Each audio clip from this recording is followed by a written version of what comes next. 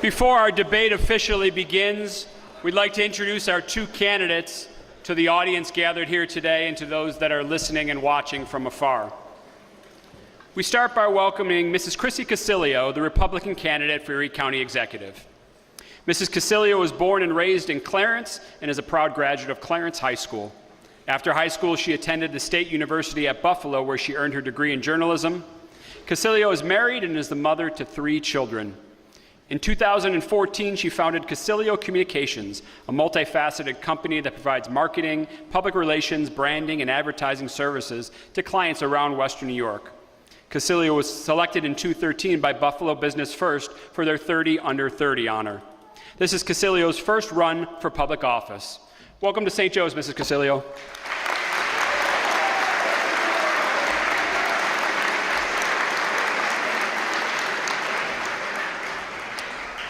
We also welcome back to St. Joe's Mr. Mark Poloncarz, the Democrat and incumbent candidate for Erie County Executive. Mr. Poloncarz was born and raised in Lackawanna, New York, and attended Lackawanna Senior High School. He attended the State University at Buffalo, graduating in 1989 with a Bachelor of Arts degree. After completing his undergraduate studies, he spent 5 years working in the private sector. Mr. Poloncarz went on to attend the University of Toledo College of Law, where he graduated in 1997.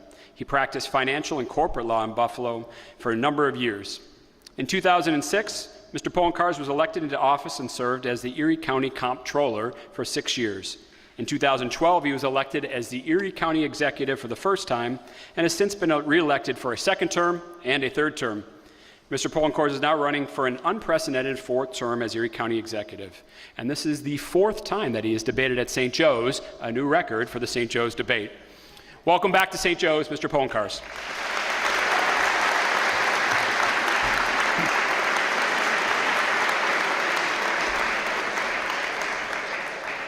This morning, all of the debate questions have been developed and will be asked by our student panel, a group of 4 students from our AP government class. The young men on this year's panel are Michael Helfrich, Dorian Buckley, Christopher DePinto, and Joseph Pico. Our timekeepers this morning are Matthew Rosso and Henry Vocal. And our fact checkers are Connor Stocker and Aiden Dickerson. The question and panel moderator is once again Mr. Pat McHale from the St. Joe's History Department. Welcome. Thank you.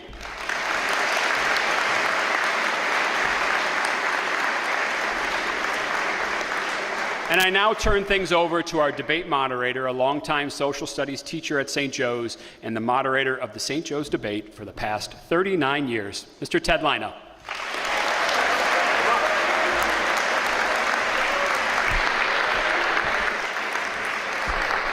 Thank you, St. Joe's.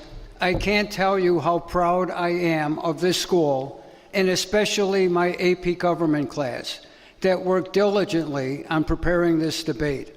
When I started this in October of 1983, Mr. McHale was in the audience as a student.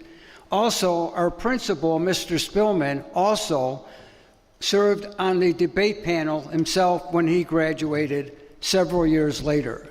I know looking out at you, I see future leaders in industry, science, business, politics, and today I have with us this morning 4 former students who were fortunate to have me as their teacher. I would ask each of them to stand as I introduce them. First of all, we have State Senator Rob Ort.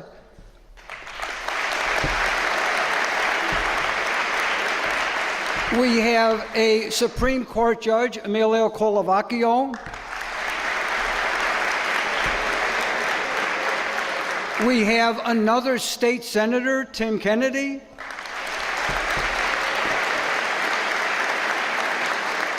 And we have a Buffalo councilman, Joel Ferraletto.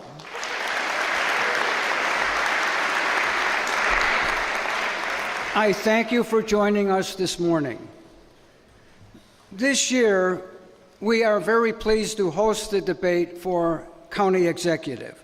To our underclassmen that have never been to a debate, I encourage you to listen carefully and enjoy the exchange of ideas between the 2 candidates. St. Joe's has proudly been sponsoring debates for 39 years, and I am extremely grateful for the candidates to join us. Without them, there is no debate. Thank you so much.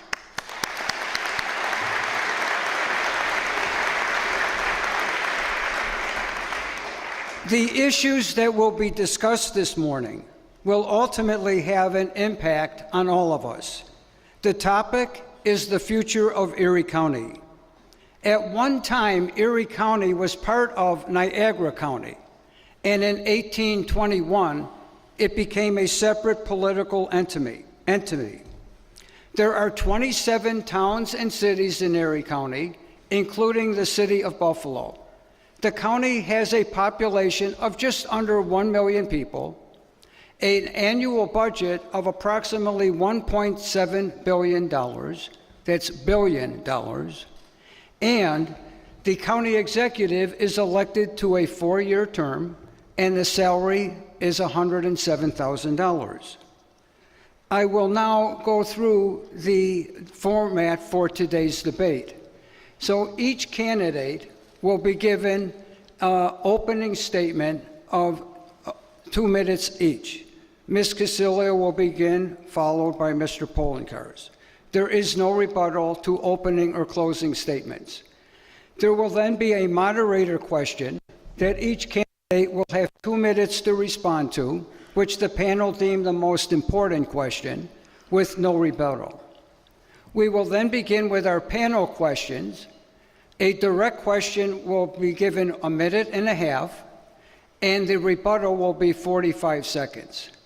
We will then close the debate with one more moderator question of 2 minutes, and we will begin our closing statements. So let's get started with our opening statement. Ms. Casilio. Thank you. Everybody hear me okay? Thank you all for putting together this incredible event today. Thank you for having me. I know that the history of this event is extremely important, and I also greatly appreciate Catholic schools. My mother, who is here today, was actually a teacher at Nativity for 16 years, Nativity Cougar. Before that, she taught at St. John Canty in Cheektowaga, and the Catholic faith and Catholic education has been a very important part of our lives. So thank you very much for being here and putting this together. The simple way of describing me is by saying that I am the opposite of Mr. Mark Poloncarz in nearly every way. Besides running to be the first female county executive, I'm a mother, I own a business, and I have seen firsthand what the residents of Erie County are going through right now. And they're suffering. We have a major affordability issue going on, and thanks to inflation. And while our county government can't directly affect the prices of the goods that we buy at the store, they can work hard to tighten the budget and spend less and put more money back in our pockets so that we can afford life a little bit better than we are right now. We have safety issues going on where we are not feeling safe compared to in any time in history. We have one of the highest car thefts in the country here. We have major issues with larceny galore. We have drug problems at an all-time high. And our government seems to be out of touch of the true issues that are going on in Erie County. And that's why I'm running. I'm looking forward to talking about these issues more, and I'm looking forward to being your next Erie County executive because it's time for change. Thank you, Ms. Casilio. Mr. Poloncarz, your opening statement, please. Thank you, Mr. Lane. It's good to be back here at St. Joe's. When I look out at you, I look out at myself a few years ago when I was attending Lackawanna High School.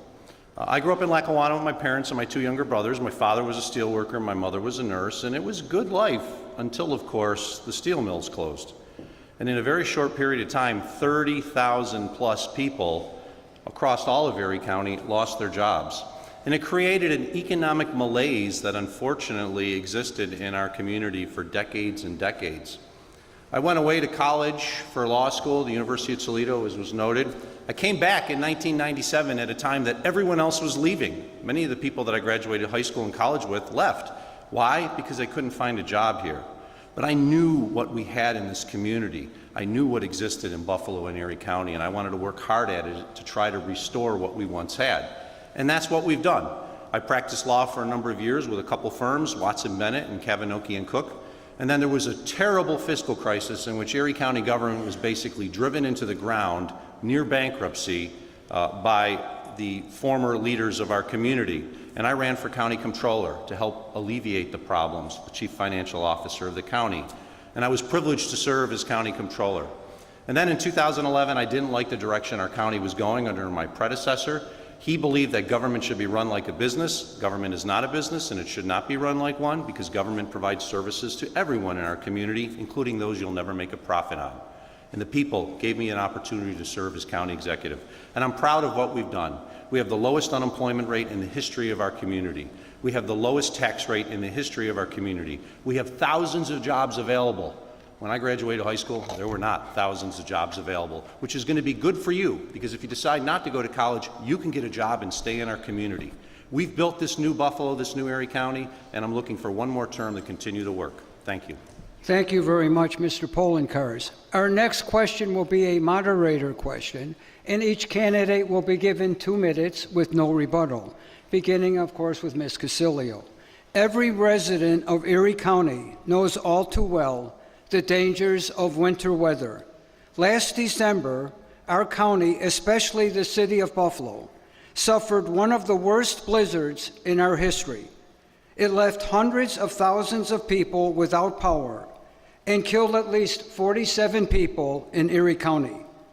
The findings of a nearly 100-page report produced by New York University showed that most residents of the county felt that in the days leading up to the storm, many emergency services did not accurately convey how life-threatening the blizzard would actually be. And despite the release of its internal memos, many in the county criticized a lack of transparency between the county executive's office and the public on what exactly went wrong during the storm. Many meteorologists are predicting another harsh winter for Western New York, and understandably, many in our county are concerned by the prospect of another blizzard. Knowing what we know now, what would you do differently? Ms. Casilio. Thank you. To be honest with you, the response from the storm was so bad, I was surprised that my opponent decided to run for re-election. You see, he had days to prepare for that storm. And if you look back, what was happening days before the storm was that he was asking for us to name the storm and give them names. And prior to that, we were having to name the snowplows. But the bottom line was that we were unprepared and we had failed leadership, because our leadership was more concerned about not ruining the Christmas holiday, and as a result, we had people die. We were worried about Christmas and people died. We need to have a comprehensive safety plan that everybody knows about. It's no surprise that there's snowstorms in Buffalo. This should have been new. The fact that it's 2023, even if this was the worst, the fact that we had more people die in 2023 than in any other storm in the history of Buffalo, especially with the communication and the technologies that we have, is despicable. We should have had the National Guard here earlier. We should have a clear plan of attack in advance of how to be safe and what will dictate what is worthy of a shutdown. We should never run things so closely to the timing of the storm, because I know my opponent will say, oh, well, the storm came a couple hours earlier than we expected. We should have been closed down the night before. We should have had a plan in place, because this is the city of Buffalo and storms happen. He's had 12 years to get ready for storms, and we had 47 plus people die as a result of his failed leadership. Thank you. Mr. Poloncarz? Thank you, Ted. This was the worst storm of my lifetime. I lived through the blizzard of '77, which has always been considered the worst storm ever. And while that was longer, this was a more horrific storm. And we had received information from the Weather Service that this was going to be a once-in-a-generation storm. What we weren't told is this will be a life-threatening storm that if you are outside, you can die. And that's what happened. I was the first person to issue a state of emergency actually the night before. We did not implement a driving ban until the next morning because we wanted the individuals who were working the night before on third shift, and there are thousands of people who work third shift, 11 to 7, to be able to get home. I was at our emergency operations center at 6:30 in the morning. It was raining out at that point. I then spent the next 48 hours basically at the emergency operations center. We've worked with our partners to ensure that we have a better means of communication going forward so the public can truly understand what happened. I'm disappointed that my opponent is basically blaming me for every death. There were deaths associated with people just shoveling snow and having a heart attack. There were individuals who died in their homes because we could not get to them due to the ferocity of the storm after they lost power. How can I be blamed for a power outage at a substation? But one thing we have done is we worked with National Grid and NYSEG to ensure that their substations are hardened. So if we get a storm like this again in the future, they will not go down. The National Grid representatives said they've never seen anything like this before. I was working very hard, and my opponent's father, who's in the crowd, Patrick Casilio, the supervisor of Clarence, was on those Zoom calls talking about what a great job we did opening up Clarence and the other suburbs in the county because our primary responsibility is county. We came to rescue the city of Buffalo. We spent $5 million in about 48 hours to help open up the city, and we got it done in 36 hours once we were asked to help out. And we'll always be here to help the city if it needs it. Thank you. At this point, we will have our first panel questions. And from this point on, each candidate will be given a minute and a half for a direct response, and the rebuttal will be 45 seconds. Our first question will be directed to Ms. Casilio. Mrs. Casilio, your opponent, Mark Poloncarz, has held the office of Erie County Executive since 2012, accumulating over a decade's worth of experience. On the other hand, if you were elected, this would be your first government position of any kind. You have claimed your experience running a business is sufficient experience to be county executive. However, being the CEO of a small company and the executive of a county of nearly 1 million people are very different things. On top of your lack of experience, you are also the opposition party to Mr. Poloncarz, as well as much of the current county legislature. You yourself have even stated, quote, "You won't find a greater contrast to Mark Poloncarz than me," end quote. Given your contrasting political views, and more importantly, contrasting experience compared to Mr. Poloncarz, what do you expect to accomplish if elected, and how do you plan to overcome the obstacles you would face from day one on the job? Thank you. Well, I can tell you that before running for county executive at this point, I've had more experience than Mr. Poloncarz because he never owned a business. He hasn't raised 3 small children. He hasn't had to go through and see firsthand the struggles that fellow business owners have been going through. He has lost touch with the people of Erie County, where I'm experiencing it firsthand. So my combination of my leadership positions throughout the community, including being a board of director for an organization that helped children in need, I have been a part of the Erie County Law Enforcement Foundation.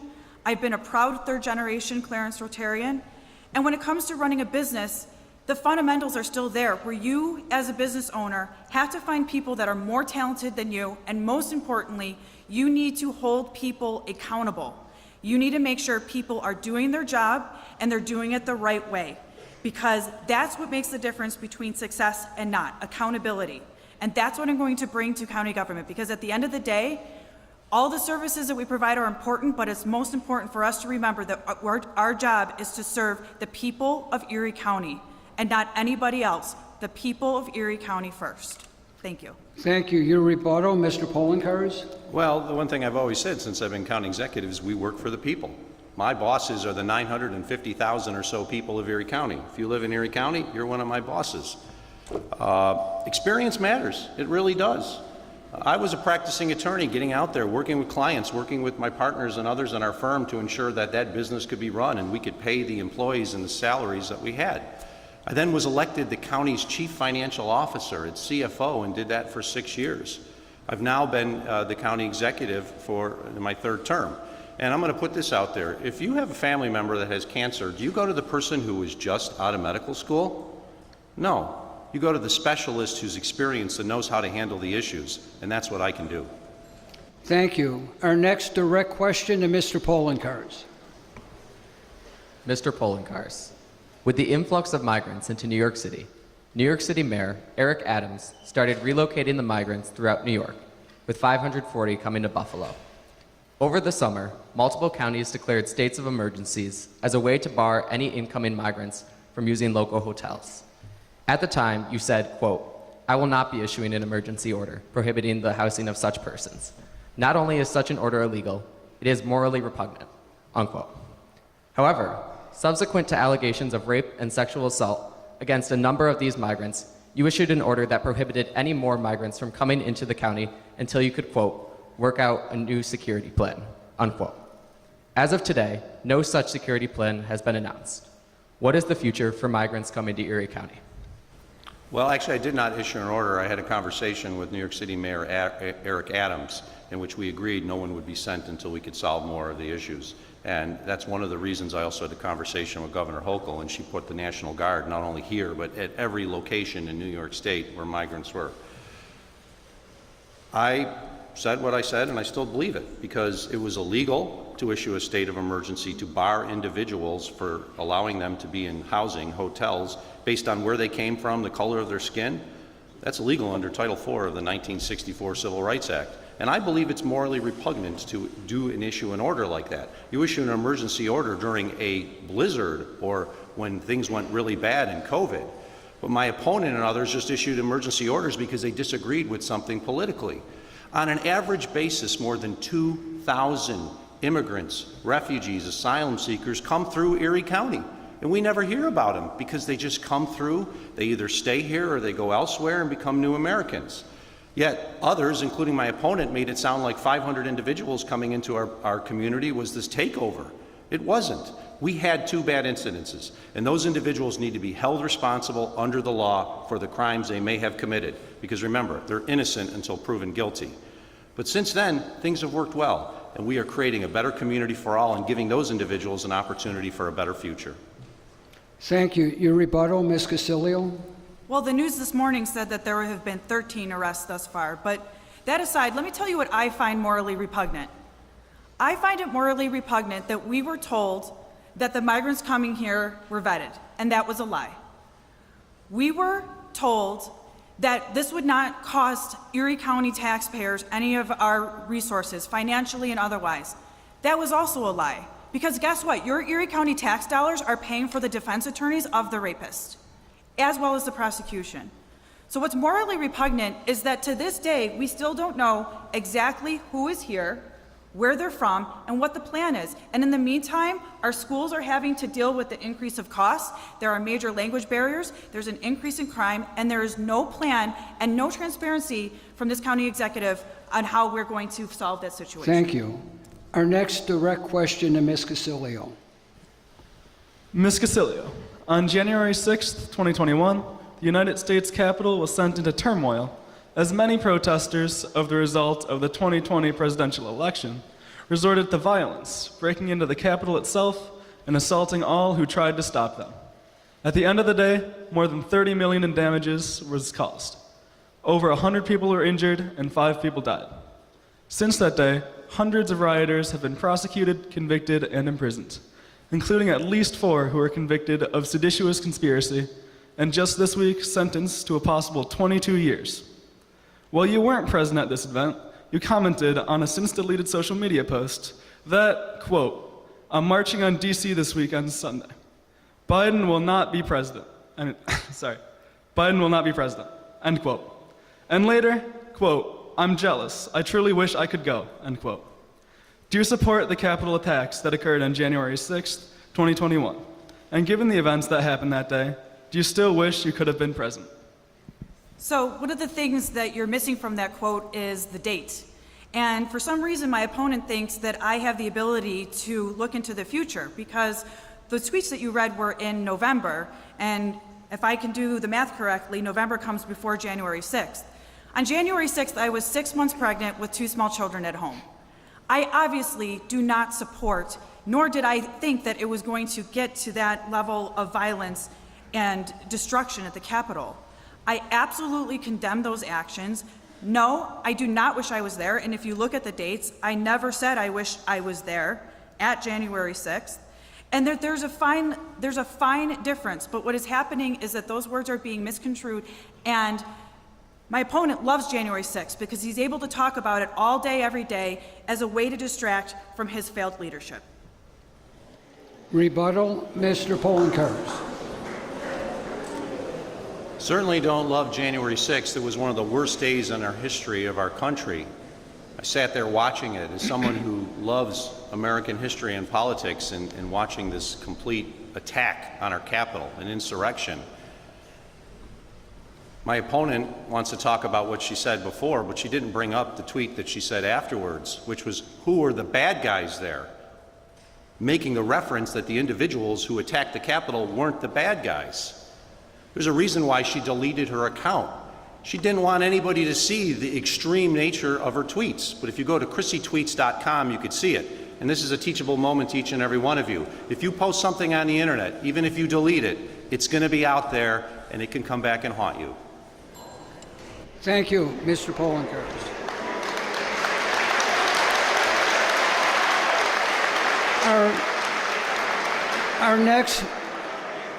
Our next direct question will go to Mr. Poloncarz. Mr. Poloncarz, an allegation was brought to the County Board of Ethics on August 20th, asserting that you may have improperly provided a $60,000 grant to a cultural organization owned by an individual with whom you had a romantic relationship.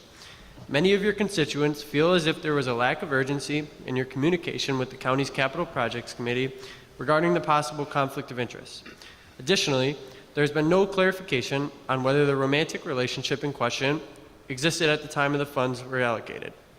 In the interest in maintaining transparency and preventing potential conflicts of interest, should you be reelected, would you actively seek to influence changes in the safeguards and regulations in place to ensure the fair and ethical awarding of public contracts by elected officials and agencies? I'm very proud of what we've done to actually amend the ethics law to make it the strongest ethics law among any county, and I worked with then Minority Leader Joseph Larigo to pass those laws. It was Minority Leader Joseph Larigo who made the resolution to actually approve the funding for those cultural capital organizations, and it then went to the legislature. I didn't even make the resolution for it, so the accusation that I did it was just incorrect. It was unanimously approved by the legislature.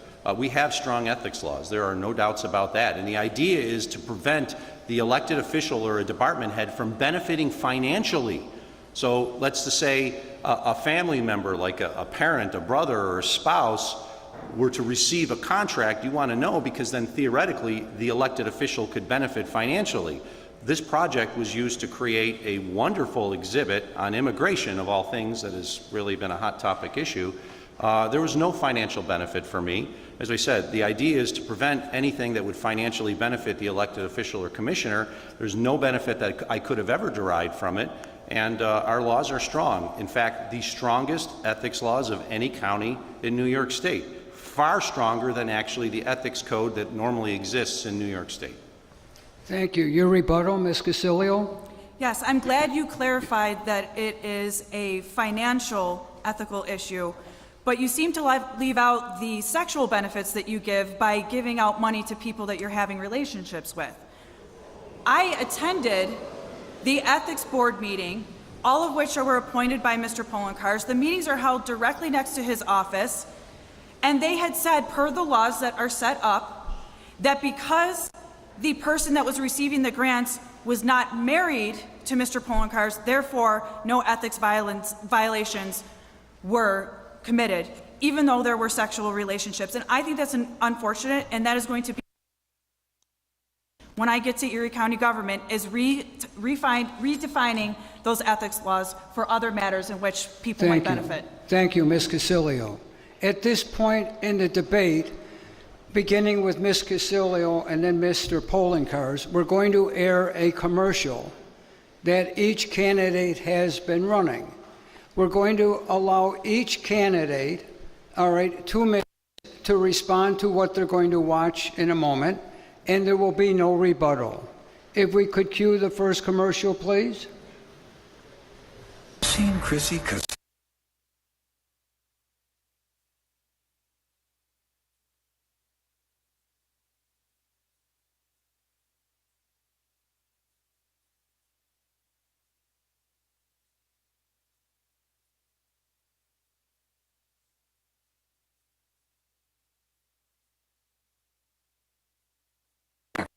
There's no hiding it. Chrissy Casilio.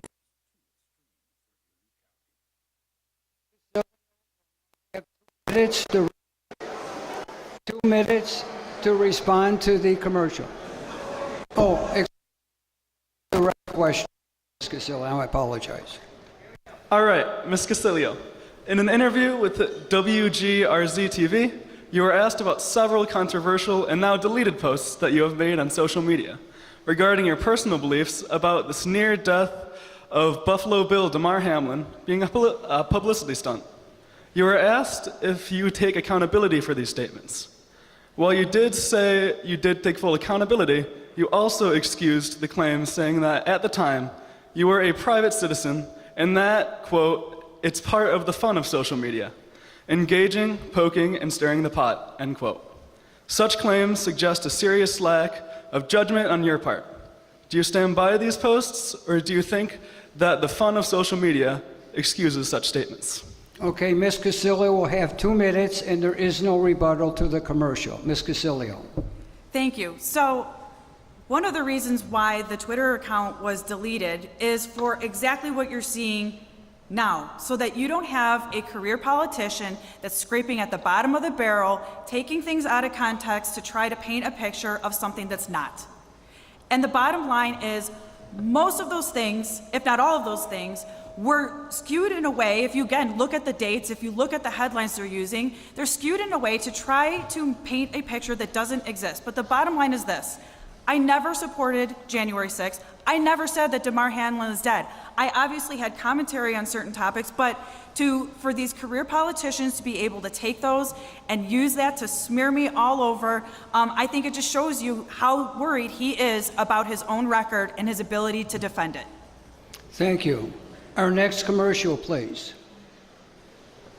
Erie County Executive Mark Poloncarz has been accused of domestic violence, forcefully restraining and grabbing the woman. Poloncarz, quote, became irate and grabbed her, restraining her body against the window. The woman escaped and ran outside. The county executive allegedly followed her and grabbed her again.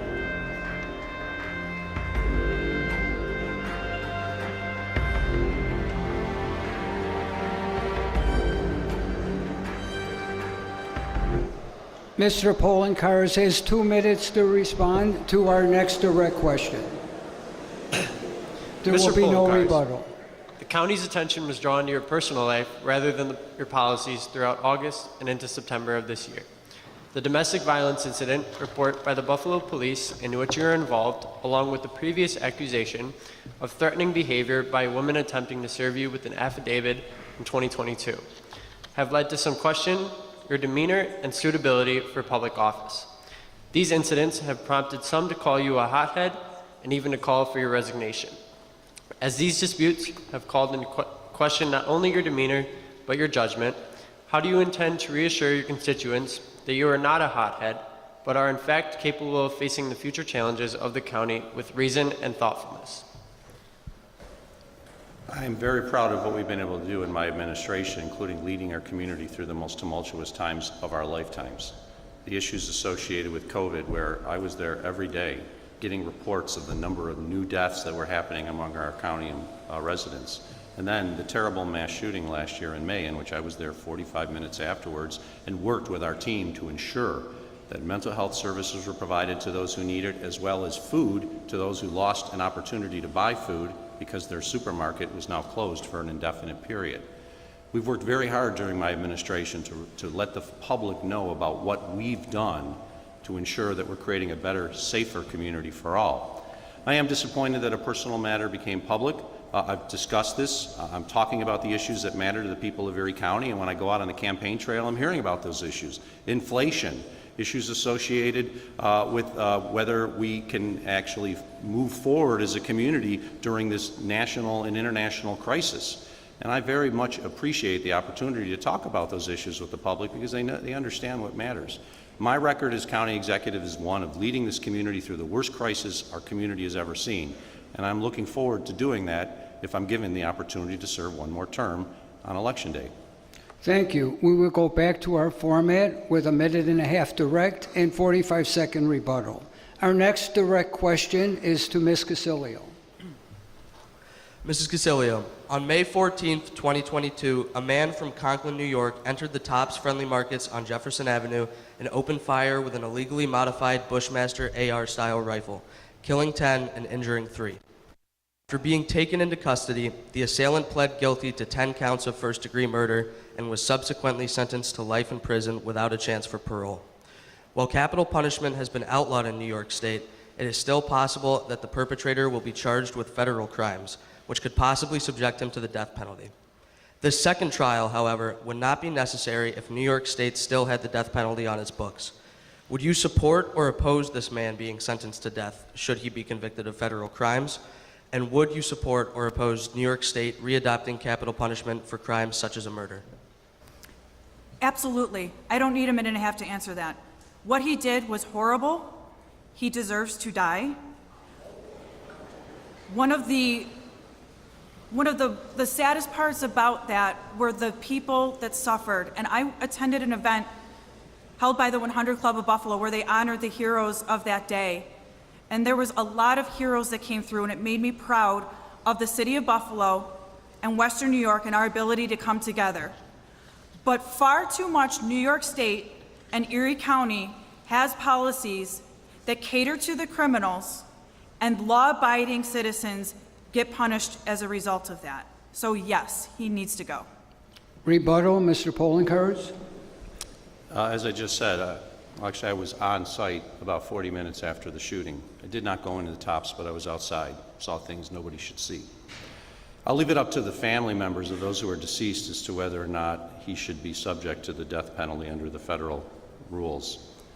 But he should never see the light of day again. I actually saw him when I was taking a tour with Sheriff Garcia of the holding center, and he was sitting in a cell, a pod all by himself. And that's what he deserves for the rest of his life. The one thing I have done, and I did this before the actual shooting, is I'm an advocate to eliminate all of these weapons of mass destruction, these AR-15s. They're used for only one thing only, to kill people. They kill indiscriminately and they kill quickly. No individual should have an AR-15. Thank you. Our next direct question to Mr. Poloncarz. Mr. Poloncarz, according to a study conducted by the University of Maryland, more than 80% of registered voters in the country support term limits for members of Congress and generally believe that public office turnover is a positive for their local government. You have been the Erie County Executive for 12 years and are currently running for an unprecedented fourth term. Like the old song says, if you've been doing it for years, we've already heard your song. If elected, what do you intend to do differently this term that would convince those who want to see a new face in office that you are the right candidate for Erie County Executive? As I said earlier, we have elections for reasons. It's to choose who our leader is going to be for the greater community. And I ran in 2011 because I didn't like the direction of the community, and our community rejected the former county executive who was only elected to his first term 4 years before. We have term limits. They're called elections. I'm looking forward to serving one more term, and I've said only one more term. I would not run for a fifth term thereafter, to complete the work that we've done. I actually thought that this would be my last term, but I had no idea that we'd be dealing with 2+ years of COVID, the mass shooting, the November superstorm, the blizzard, and as such, all of the plans that we had were pushed aside. I really thought this was going to be the year our new Buffalo Bills Stadium would be open because we began negotiations in 2019, but we basically had to stop them for almost 2 years. So I'm looking forward to moving with the continued work to ensure that the Bills Stadium is built on time, to ensure that the Renaissance Commerce Park at the Bethlehem Steel site continues to completion. We work on our Live Well Erie campaign to ensure each and every one of you lives your best life possible. And that's why I'm running for one more term, to finish the job and complete the work that I thought I was going to be able to do this term but couldn't because of everything. Thank you. Rebuttal, Ms. Casilio. You've had 12 years to do your job, and another 4 years if you think that that is deserved. You are incorrect. You see, the problem with career politicians is that they lose touch with the people that they were elected to serve. And what happens is, when there is a major affordability issue, you have your career politician that will increase spending by 9% in their latest budget. Mr. Poloncarz, for the past 10 years, increased spending overall by $1 billion. What happens is that you make decisions such as not say anything about the gas stove bans, such as welcoming the migrant crisis here, because what matters most to you is moving forward your political career instead of serving the residents of Erie County. This, unfortunately, will be your last term. Thank you. Our next direct question goes to Ms. Casilio. Ms. Casilio, at the start of the year in our AP US Gov class, we were asked if we thought there would be another mass shooting this year. We all answered yes. Sadly, this question has become less of a whether or not question and more of a when question. According to the Washington Post, there have been nearly 400 school shootings since 1999. There have been many proposed solutions over the years, with Democrats often advocating for a stricter gun control legislation or even an outright firearm ban, and Republicans often suggesting the arming of teachers.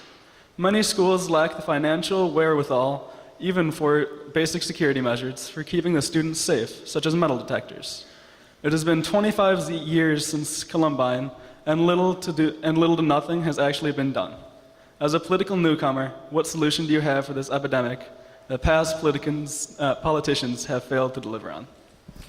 So this might be an unpopular comment, but I actually think both sides have failed when it comes to keeping our kids and our communities safe. Because they have the solutions, they're just not implementing it.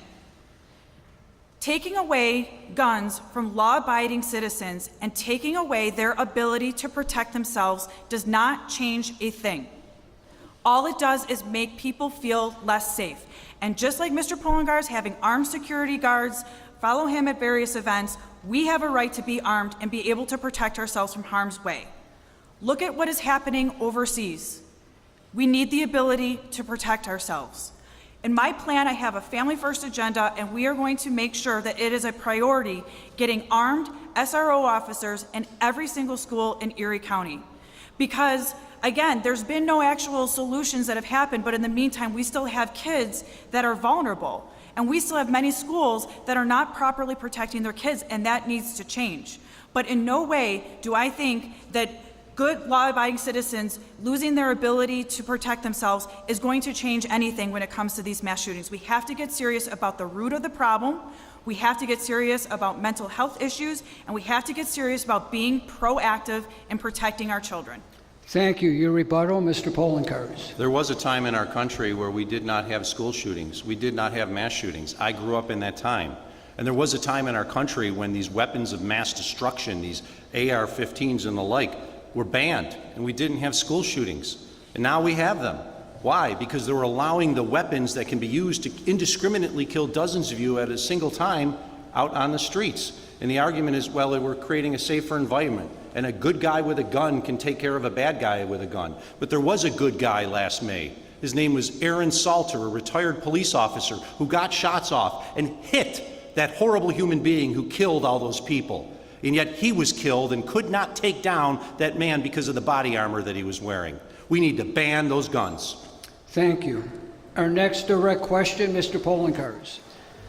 Mr. Poloncarz, with the legalization of recreational marijuana use in New York State, not surprisingly, its consumption increased. But with this increase have also come the risks associated with increased use, especially as they apply to safety on our roads. Several studies have shown a significant rise in the number of motor vehicle accidents in which cannabis has played a role. With virtually no consistent and reliable tests available to check drivers for marijuana intoxication and a shortage of drug recognition experts in Erie County, what would you do to improve the county's capability to identify and punish impaired drivers should you be reelected? Well, you're exactly correct. There really is no way to accurately test for someone who may be high on marijuana.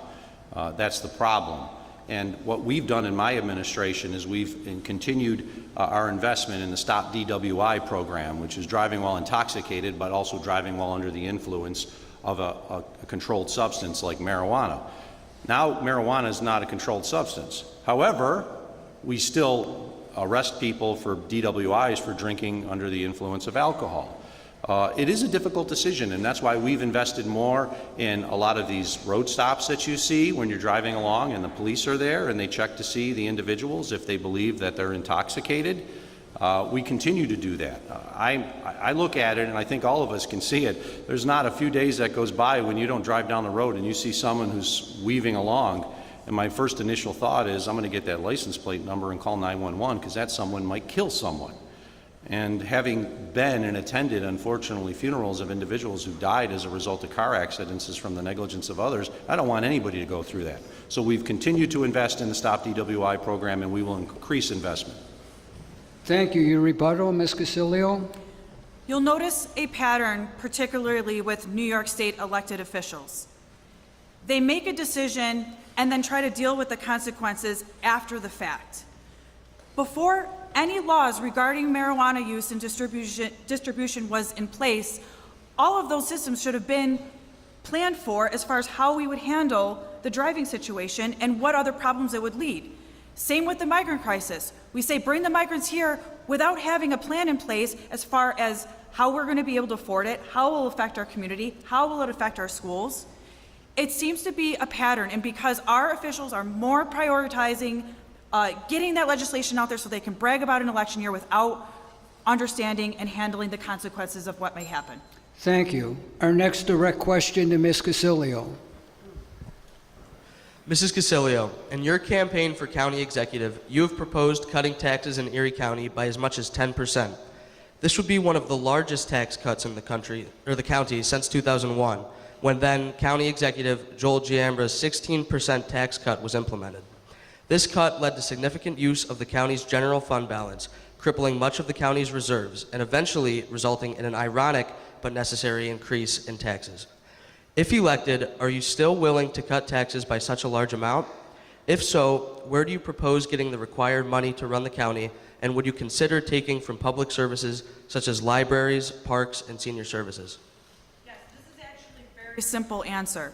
The difference between Joel Giambra's time in office compared to this time, besides the fact that I wasn't the county executive, was that we had a Supreme Court decision with Wayfair and how it affected how we were taxing online sales. And over the past 3 years, we've had about $300 million in surplus in our Erie County taxes. They are collecting more of your money, regardless of the property tax decrease. They are taking more of your money out of your pocket than they ever have in the history of Erie County. Spending has increased by $1 billion. The property tax levy has increased under his watch by $90 million. We do not need to be spending that much money. So we don't need to be cutting services. We don't need to be having these major slashes of programs. We simply need to spend more wisely, because if all of us are having to tighten our belt under inflation, then so can the government. We need to spend money more wisely. Remember, these are your tax dollars being spent. These are your dollars. You deserve to have it spent wisely. Thank you. Your rebuttal, Mr. Poloncarz. I don't even know where she gets the $1 billion increase. My budget office can't figure it out because it's not true. Just because you say it doesn't make it true.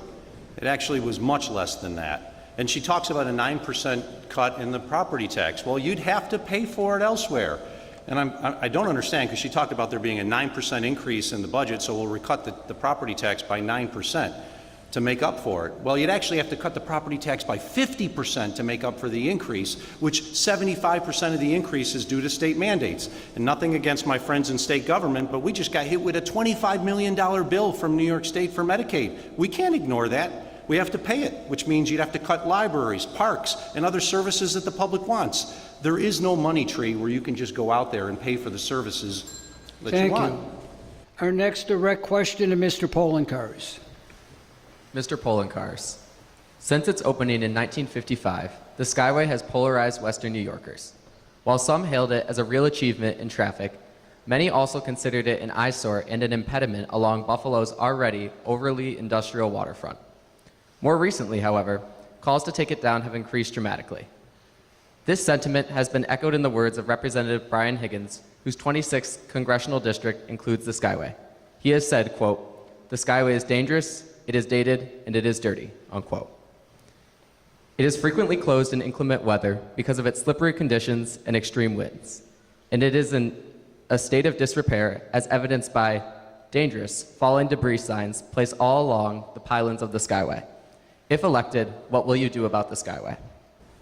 Well, I have publicly called for the Skyway to come down. I agree with Congressman Higgins, and I drove it many, many times when I lived in the South Towns. Unfortunately, it's not a decision of county government. It's the State Department of Transportation that owns the Skyway and can make the determination with that. The other thing you have to remember is if you take down the Skyway, you have to offer an alternative route for people from the South Towns to come into downtown Buffalo.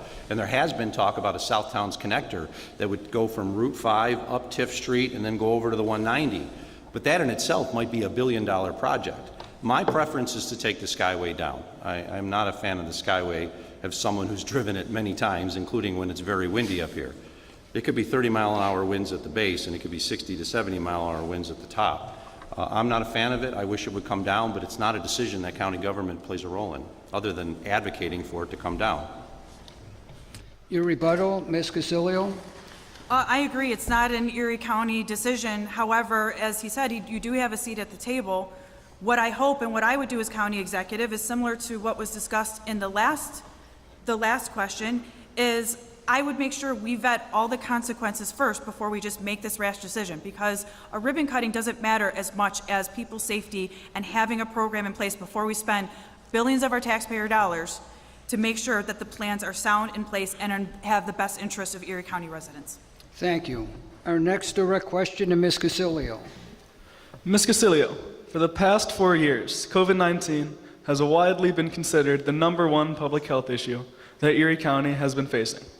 While this still continues to be a very serious disease within our community, another health crisis that is currently prevalent in Erie is the opioid epidemic.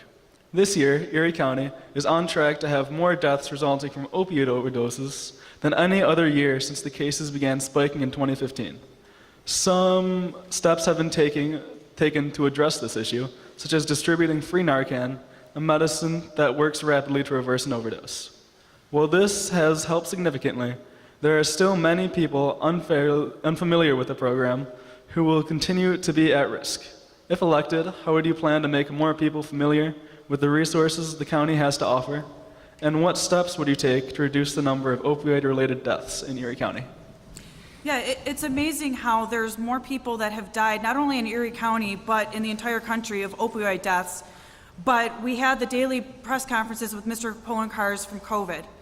I can tell you the biggest issue in both cases is the lack of accountability for our people that were appointed to oversee those issues. I can tell you what certainly doesn't help the opioid crisis is the open border and bringing the migrant crisis here and allowing this free fall of fentanyl coming across our borders. So we have to get serious about closing the borders, we have to get serious about the migrant crisis, and we have to get serious about the mental health services and the root of the problems that come around opioids. People have less money in their pockets, people have a higher rate of depression, a lot of that because of COVID, and we have serious economic issues and we have serious mental health issues that play a major role in that opioid addiction, and it needs to be addressed.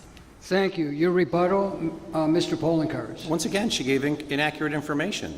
More people in our country did not die from an opiate overdose during the 3-year period of COVID. There's more people did not die. I know exactly how many people died. There are more than 3,000 individuals who died between March of 20 and March of 23 as a result of the COVID-19 pandemic in Erie County alone. And the estimate was we'd have over 6,000 die in the first 6 months if we had not taken action to shut down to protect our community. There are not more than 3,000 people who died in Erie County of an opiate epidemic, from the opiate epidemic in the same period. We've worked very hard to get Narcan out into the community, and the work that we've done has been replicated elsewhere. The problem is it's changed. It's no longer somebody getting addicted to prescription drugs that's causing it. It's individuals using cocaine, habitual cocaine users that are now spiked with fentanyl and dying, and we're working to address that. Thank you. This will be our last direct question. Then I will ask a moderator question, and we'll have closing remarks from each of our candidates. Our next direct question goes to Mr. Poloncarz. Mr. Poloncarz, during Tim Howard's tenure as sheriff from the years 2005 to 2022, 32 people committed suicide in the Erie County Holding Center. Even after his tenure ended, 2 more people committed suicide in 2022. The suicide rate among detainees is abnormally high. Many see these deaths as preventable. In 2009, there was a federal investigation into the holding center, in an attempt to help reduce the suicide risk at the facility. But Sheriff Howard refused to let the federal investigators into the facility. There have been reports of guard misconduct, ranging from giving convicted criminals contraband to sexual misconduct to physical assaults against detainees. If reelected, what would you do to help reform this flawed holding center? Well, I would like to note that there's been substantive changes that have been implemented by new Sheriff Garcia. The sheriff, unfortunately, is an independently elected official, and I cannot force them to do something. They have the ability to run their facility as they so fit, and that's what happened under Sheriff Howard. But Sheriff Garcia and I have worked very hard to address these issues, such that that federal investigation you're talking about, which resulted in overseers coming in, is now over. They've actually ended it, saying that we have finally reached the level that is necessary to ensure that the federal government does not need to be there anymore to watch over the detainees. There's a reason why we're examining the process of potentially building a new facility to replace both the correctional facility and the holding center. The holding center is ridiculously old. It was built before my parents were born. You would never build a facility like that anymore. It is dangerous. We've given additional funds to the Sheriff's Office to hire more guards to ensure that there are less problems in the holding center, but we do need to go forward and replace it, and that's why we're doing an analysis right now. But I'm proud of what I've been able to do with Sheriff Garcia, who's a complete difference from Sheriff Howard, who just ignored the issues. Sheriff Garcia is getting in there and addressing them, and we're working with his office to do that. Thank you. Your rebuttal, Ms. Casilio? Yeah, my opponent comes from the defund the police crowd.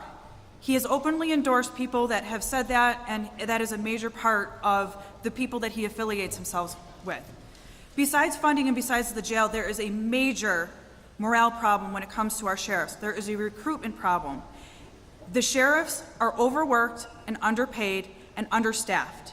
And what doesn't help that cause is when you don't have elected officials that are supporting them and letting them know that they have your back. So that is going to change when I am in office. Besides the appropriate funding, I'm going to let everybody know that I am pro-police and pro-supporting the sheriffs and getting that properly staffed. Thank you. At this point,